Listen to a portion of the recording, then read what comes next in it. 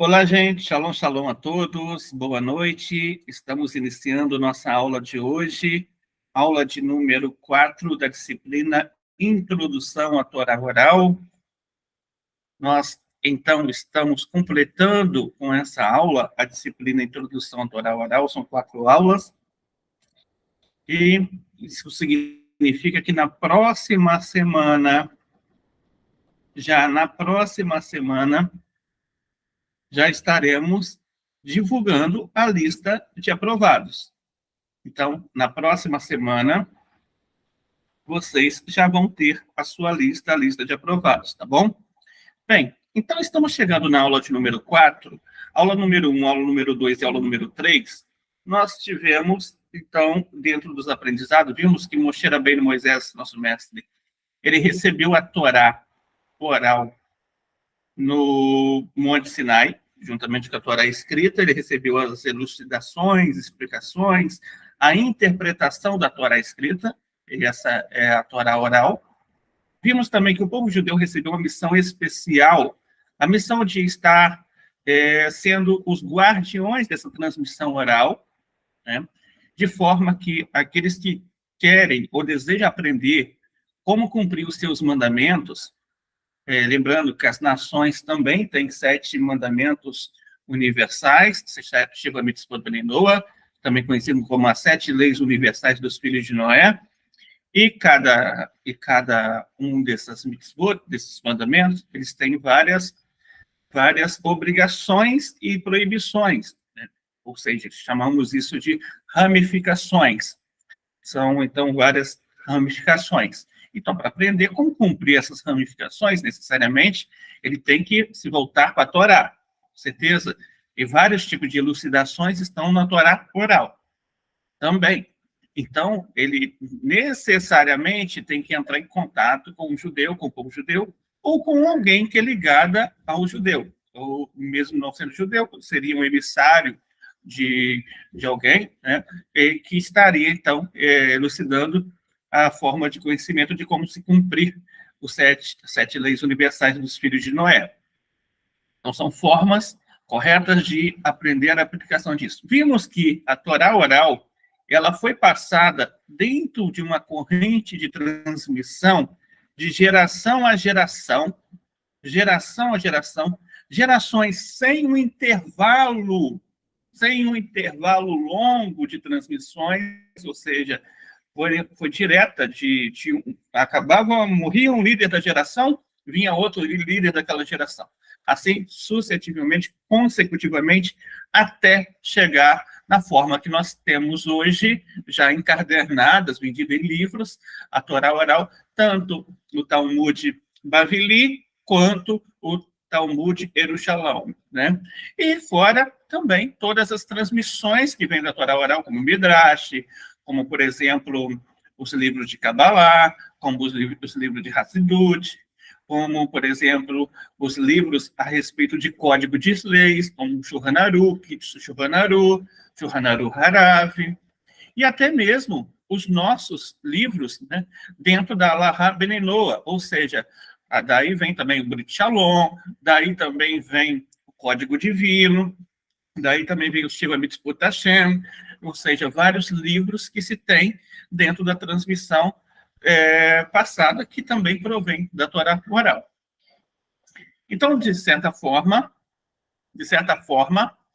um Benoa, ele tem, sim, o dever de conhecer a Torá oral.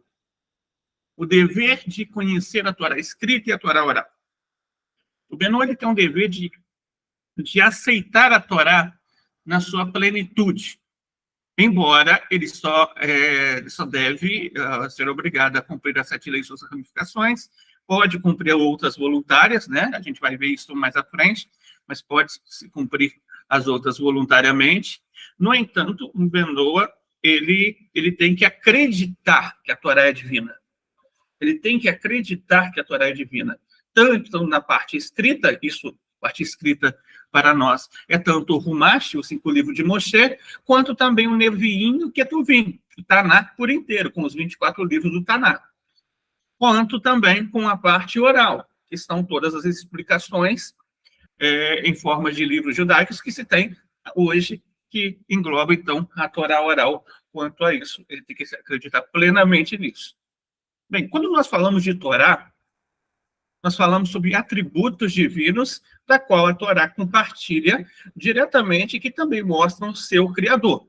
A gente sabe que a Torá é divina. Por que a Torá é divina? Porque ela tem atributos sobre o qual também o Criador tem em si. Um desses atributos é a eternidade da Torá. Ou seja, a eternidade. A Torá, ela não muda. A Torá, ela não se modifica e ela não precisa se adaptar a uma certa cultura, uma certa linguagem, uma certa forma. Por quê? Por que ela não precisa? Porque se adaptar seria algo dentro do nível de alteração, de mudança. Deus nos livre disso. Então, nenhum sábio ou nenhum profeta, muito menos uma pessoa que se diga que seja uma Mashiach, ela pode chegar e modificar a Torá, ou ela pode anular algo da Torá, tanto da parte escrita, quanto também da parte oral. Ou seja, isso é o quê? O que isso significa? Significa que ninguém pode chegar e falar, olha, agora o livro que vale e vai completar a Torá é esse livro aqui, essa nova revelação que eu tive. A nova revelação do Novo Testamento, por exemplo, né? Vai completar a Torá. Deus nos livre. De forma alguma, isso é mudar a Torá. A nova revelação do Alcorão. Não, Deus nos livre. Isso é mudar a Torá. A ideia de se completar a Torá através de um profeta suscetível, que nem comprovou as grandes profecias a respeito de se confirmar como profeta, né? Mas ele chega e institui uma nova religião, criou uma nova revelação, a pessoa criou também uma nova religião.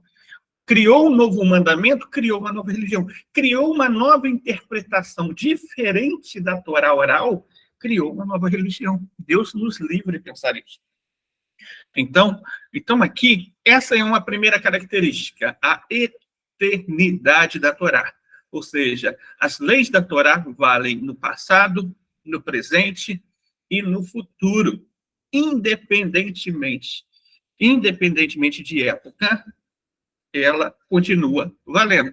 Claro, existem certos equivalentes que nós devemos levar em questão. Primeiro, não se tem um Betamigdash hoje, não se tem um templo sagrado, logo, as leis de Korbanot, ou seja, de sacrifícios, não acontecem hoje, mas elas existem e continuam valendo, né? Apenas as pessoas têm uma isenção quanto a ela por não ter como fazer. Apenas isso. Mas quando o povo judeu estuda as leis de Korbanot, é como se eles estivessem cumprindo essa parte dos Korbanot. É claro que a pessoa pode também falar, olha, o povo judeu hoje, ele está no exílio, a grande maioria, né? Está no exílio, estão fora de Israel, estão fora da terra de Israel. E existem mandamentos que só é possível cumprir dentro da terra de Israel. Uma delas é o ano da Shemitah, ou seja, o ano sabático. A outra delas é o ano de Yovel, que é o ano do jubileu. Então, essas leis relativas a esses produtos de não trabalhar a terra nesse tempo só pode ser cumprido dentro da terra de Israel. Fora da terra de Israel, não tem como cumprir, correto? Sim, também. Mas é a mesma coisa. Ainda que a pessoa esteja fora da terra de Israel, se ela estuda sobre essas leis, é como se ela estivesse cumprindo. Terceiro ponto. Tudo bem. Vamos pensar que existem leis hoje que, por algum motivo, não se tem... A Torá manda ouvir um profeta. A Torá ordena ouvir um profeta verdadeiro. Hoje não tem um profeta verdadeiro. Ou seja, hoje não existe um profeta, correto? No entanto, não é porque não existe um profeta que você não pode cumprir isso. Você escuta o profeta verdadeiro a partir do momento que você escuta o Taná. Você lê o Taná, estuda o Taná, estuda a Torá escrita, você ouve as palavras do próprio Moshe, não é verdade? Você aprende as palavras dos sábios, os ensinamentos dos sábios. Os sábios também, eles tinham Ruach HaKodesh, ou seja, tinham um nível de inspiração, que não é a profecia propriamente dita, que é um conceito muito maior, muito mais elevado, mas também é uma inspiração. Então, todas as palavras dos sábios são totalmente inspiradas, os ensinamentos que eles trazem. Logo, quando a gente aprende, por exemplo, as palavras do Rebbe de Lubavitch, nós estamos aprendendo diretamente, né, ouvindo diretamente de um profeta. Quando a gente aprende as palavras dos profetas do nosso tempo, da nossa época, da nossa geração, nós cumprimos também esse requisito. Os judeus cumprem esse requisito também. Então, logo, isso não quer dizer que não tem como se cumprir, ou que foi abolido. Ninguém aboliu nada. Né? Ninguém aboliu nada na Torá. As coisas continuam valendo, as 603 mitzvot para o povo judeu, a Sheva Mitzvot Bnei Noah, 7 leis universais dos filhos de Noé, com as suas ramificações, para todas as nações, continuam válidas, totalmente válidas, porque a Torá, ela é eterna. Então, essa é a primeira característica da Torá que nós encontramos nela. Segunda característica é época, tá? Época, era, e a maneira de se relacionar com essa época. Bem, durante muito tempo, o povo judeu ele foi muito perseguido. Apesar de estar hoje momentaneamente numa guerra que, infelizmente, ceifou muitas vidas, mas ainda assim, né, podemos dizer que hoje o povo judeu não é tão perseguido como foi em outras épocas. Outras épocas foi muito mais. E durante todos esses momentos, o povo judeu não teve como desempenhar uma das principais mitzvot que ele recebeu. O povo judeu recebeu a missão de ser um reino de sacerdotes. E o que significa ser um reino de sacerdotes, segundo o filho do próprio Rambam, o Abraham Ben Maimon, né, que é o filho do próprio Rambam, ele explica sobre isso. Ele fala, olha, ser um rei de sacerdote significa que você ensina as pessoas. Ou seja, isso acontece quando um judeu, né, influencia o não-judeu a cumprir as suas 7 leis universais. Bem, durante muito tempo, foi impossível para o povo judeu fazer isso pelo perigo de vida. Se um judeu chegasse perto de um não-judeu e falasse, olha, isso que você pratica é idolatria, essa pessoa chegaria até as autoridades da cidade e falaram, olha, tem um judeu querendo me tirar da minha religião. Né? Então, logo, traria um problema para toda a comunidade judaica na época. Então, quando há perigo de vida, há uma isenção sobre isso. Só que o tempo foi passando, vieram perseguições, tentaram acabar com a Torá, principalmente tentaram acabar com a Torá oral, ou seja, os perseguidores do povo judeu, entre eles tanto os assírios, quanto os babilônicos, quanto os romanos, quanto todos os pogroms, cruzadas que vieram na época, inquisições e por aí, tentaram acabar de qualquer e toda forma com a Torá oral. Não conseguiram. A Torá oral ela chegou na nossa época em que nós estamos. Durante muito tempo, esses perseguidores, eles faziam da seguinte forma: eles controlavam as massas através de quê? Eles controlavam as massas através do poder midiático que se tinha dentro das reuniões eclesiásticas, ou seja, numa missa, num culto protestante. Então, era a principal forma de formar a opinião das pessoas. A opinião das pessoas dependia daquilo que os seus clérigos ensinavam. Durante muito tempo foi assim. As pessoas não buscavam por si o conhecimento, elas buscavam receber o conhecimento, não é verdade? Elas não tinham muito o que questionar. Elas não tinham como, por exemplo, falar se isso é verdade, se não é. Então, durante muito tempo foi assim. Durante muito tempo foi assim. A verdade, entre aspas, era aquilo que a igreja dizia. A verdade, entre aspas, era aquilo que, por exemplo, o monge dizia. A verdade, entre aspas, era aquilo que o pastor dizia. Hoje, isso é bem diferente. Hoje, as pessoas, chegou uma época em que esse império do domínio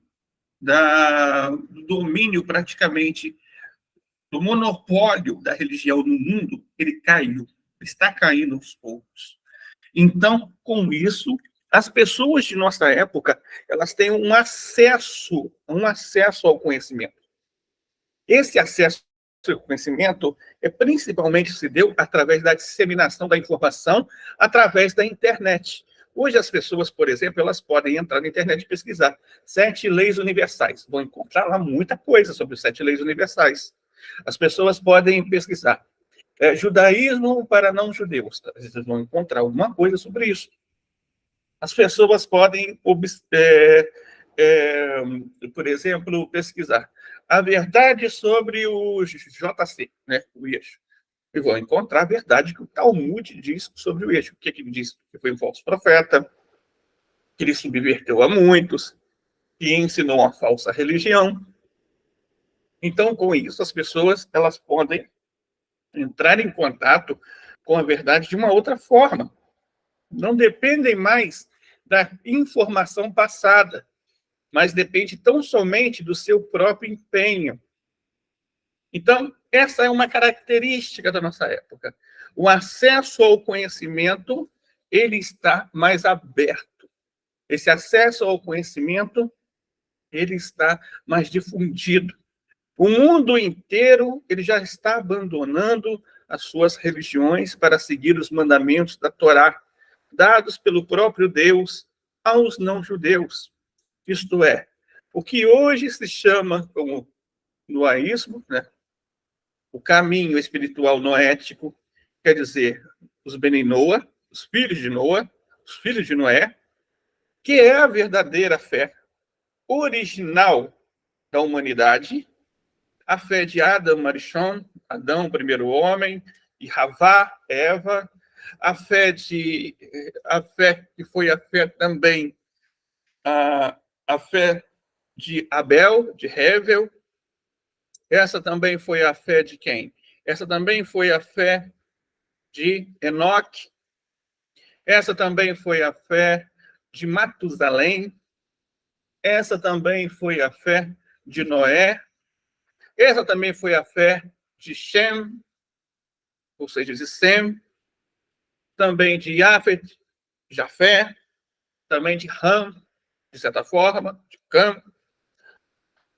Essa também foi a fé inicial, de qual o mundo foi reconstruído, da esposa de Noé, também de Naamá, não podemos esquecer dela. Essa também foi a fé de Avrão, quando descobriu sobre o monoteísmo e começou a falar e ensinar as pessoas sobre o monoteísmo. Ele ensinava o quê? As 7 leis universais. Também dos patriarcas, que obrigatoriamente tinha que cumprir as 7 leis universais, além das que ele sabia que o povo judeu ia receber no futuro. Então, era a fé também de Isaac, era a fé também de Jacob e de Jacó, era a fé também dos 12 patriarcas durante muito tempo. Era a fé de Melquisedeque, que é o próprio Shem, né? Era a fé até mesmo de Avimelech, que foi influenciado por Abraão a cumprir as 7 leis universais. Essa também foi a fé de muitas pessoas, considerado Hassidei Umot Leolam, os justos entre as nações. Por exemplo, Iov, que não era judeu, mas temia Deus, ele era um Benoa. Essa também foi a fé de quem? Essa também foi a fé que Jetro, ao largar a idolatria, ele praticou. Essa também foi a fé de muitas pessoas que entraram em contato com os judeus. Muitos povos residiram com os judeus lá no Egito, e os judeus também passaram os ensinamentos para eles. E tanto que uma multidão mista saiu junto com o povo judeu. E essa também foi a fé da mãe adotiva de Moshe, de Bátia. Essa também foi a fé de Bátia, a filha de Faraó. E por aí, se a gente for contar, né? Aí vai entrar o Naamã também, vai entrar também os ninivitas que se arrependeram dos seus pecados na pregação de Jonas, que eles aceitaram as 7 leis universais. E vai entrar muita gente por aí, é verdade? Então, essa fé é a fé original. A fé que a humanidade praticava, a fé que as pessoas... Mas durante muito tempo, teve que ficar oculta por causa das perseguições que vinham se difundindo contra os judeus. E então ficou um pouco impossibilitado de se passar isso. Bem, essa impossibilidade agora já não existe mais. Você é livre. Você é livre para escolher a fé que você quer seguir. Você é livre para escolher o que acreditar. Você é livre para escolher seguir falsas concepções ou o Deus de Israel, que também é o Deus de toda a humanidade. Você é livre. Você é livre e não precisa seguir aquilo que as pessoas te impõem. Não precisa seguir aquilo que as pessoas te forçam. Não precisa ter medo. Existem muitos como você que seguiram a verdade e estão seguindo a verdade hoje. Existem muitos como você que descobriram a verdade. Não tenha medo de estudar. Não tenha medo de pesquisar. Não tenha medo de perguntar. Não tenha medo de consultar. Não tenha medo de investigar versículo por versículo. Não tenha medo de descobrir a verdade. Não tenha medo da verdade. Vá a fundo. Sonde cada parte, cada versículo. Vá a fundo. Não tenha medo de questionar, de perguntar.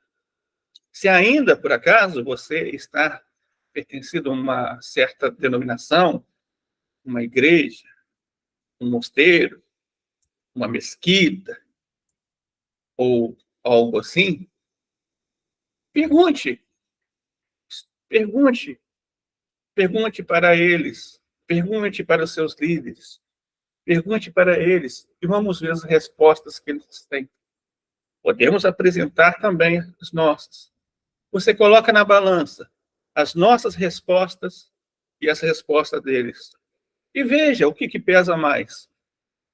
4.000 anos de história desde o Monte Sinai ou 2023 anos? O que pesa mais?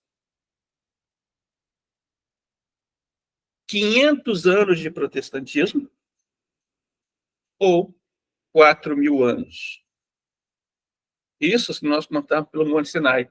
Se contarmos desde Adão, 5.784 anos. O que pesa mais? 5.784 anos ou aquilo que eles estão ensinando aí em 500 anos? Ou em 2023 anos? Ou, segundo a Régira, os muçulmanos ensinam, há quanto tempo? Há 600 anos? 1.300 anos? Veja o que pesa mais. Você está na era da liberdade. Você está na era do conhecimento. Você está na era da decisão. A decisão é sua. Você não precisa acreditar porque eu estou falando. Você não precisa acreditar porque eu estou dizendo isso para você. Não. Estude, veja e comprove. Agora, não tenha medo. Não pense que você vai ficar sozinho quando você tomar a sua decisão. Nós estamos aqui e podemos te acolher.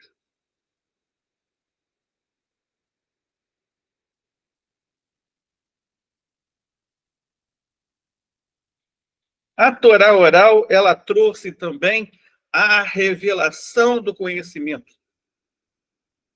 Hoje, então, a Kadosh Baruch Hu, o santo bendito seja ele, dirá que a única nação que detém um mistério em suas mãos é o povo judeu. O povo judeu, eles têm 7 chaves, o segredo da história da humanidade. Eles têm as 7 chaves, a verdade absoluta de cada missão de cada ser humano. Como eu disse, a escolha é sua. A Torá oral ela é importante para toda a humanidade. Porque através da Torá oral, nós conhecemos a nossa missão. A missão que, se cumprirmos as 7 leis universais dos filhos de Noé, somos considerados pelo judaísmo e pelos judeus como justo entre as nações. E temos parte, junto com o povo de Israel, no mundo vindouro. Shalom, shalom a todos. Na próxima semana, estaremos divulgando a lista de aprovados. Vou passar mais uma atividade, número 4, daqui a pouquinho. E vou passar a lista de na próxima semana, na próxima segunda-feira, a lista de aprovados. 6 horas da tarde, estaremos divulgando a lista de aprovados. Então, se você não colocou suas atividades em dia, por favor, coloque em dia suas atividades. Shalom, shalom a todos. Uma ótima noite.